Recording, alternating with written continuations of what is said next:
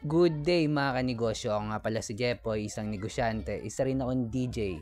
At bukod sa pagdinegosyo, gusto ko rin matuto tayo about women nature. Dahil naniniwala ako bilang negosyante, isa sa magpapabagsak ng binibuild nating business, empire, goals sa buhay, ambition, ay maling pagpili ng babaeng magiging kapartner natin. Mga kanegosyo, kung ikaw magsisimula ka pa lang magnegosyo at binata ka pa, sikapin mo muna na wag ka muna mag-aanak. Kahit may girlfriend ka, okay lang yan.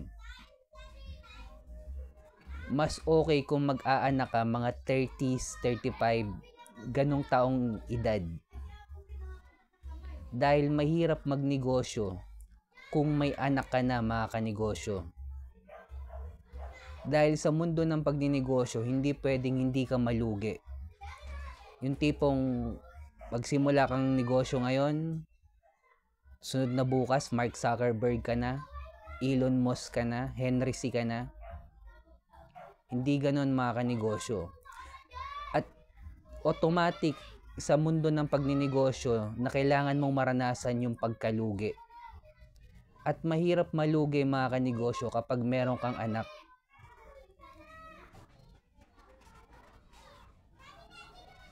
Okay lang malugi mga kanegosyo kasi ikaw lang naman, kung ikaw lang mag-isa, okay lang. Ikaw lang naman magugutom. Mas mahirap kung may anak ka na hindi mo pwedeng sabihin sa anak mo na wag ka munang kumain kasi nalugi yung negosyo ko ngayon. Kung binata ka pa mga kanegosyo at pinasok mo yung mundo ng pagninegosyo, sikapin mo wag muna magkaroon ng anak. Okay lang magkaroon ng girlfriend. Pero kung anak, mga kanegosyo, mas mahirap yan kapag nalugi ka na mayroon kang anak. Kaya kung papasok ka sa mundo ng pagninegosyo, sikapin mo magkaroon ng anak mga 30s and above. Mas sakto mga kanegosyo, ang prime ng lalaki na sa 30 years old. Mas wise na tayo mag-isip, finances, emotional, at yung pagpo-provide natin bilang lalaki, maaayos natin.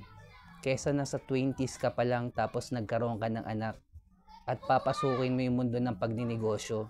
Pag nalugi ka mga kanegosyo, pati anak mo damay. At babalik ka sa pagtatrabaho. At hanggang makalimutan mo na ang pagninegosyo. Ingat tayong lahat mga kanegosyo. Peace.